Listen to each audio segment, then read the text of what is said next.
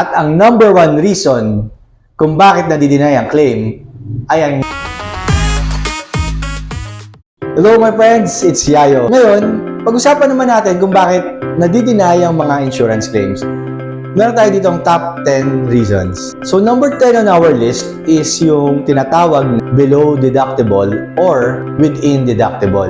So the other day, may pumunta sa aming client, gusto niyang claim yung damage sa front bumper niya. It's a small scratch. Ang estimate namin is roughly around 4,500. Pero nung chinek namin yung policy niya, ang deductible niya or yung participation fee niya ay 5,000 pesos. Logically, walang sense na mag-file ka ng something na mas mura pa dun sa babayaran mong deductible. So, sa perspective ni insurance, automatic denied yung within deductible. Number 9 on our list is yung tinatawag na late notification. As soon as magkaroon ka ng incident or madamage yung kotse mo, it's best that you report it immediately to the insurance company. Bakit? Kasi pag pinatagal mo, maaaring lumala or madagdagan, hindi na ma-assess properly ni insurance yung damage ng kotse mo.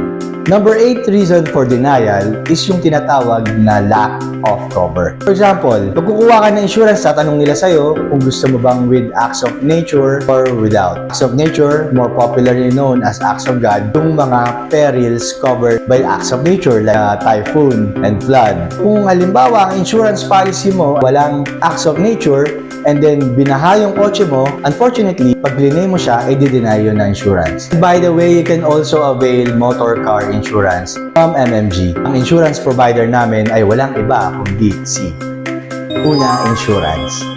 Okay tong insurance na to, madaling kausap, competitive ang rates, madaling mag-file ng claim.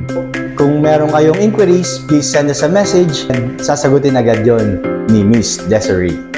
Kapag sa amin kayo kukuha ng insurance, in an event of claim, guaranteed na we all do the paperwork for you and less hassle on your part. So that's it for now, and please stay tuned for part 2 of this short video.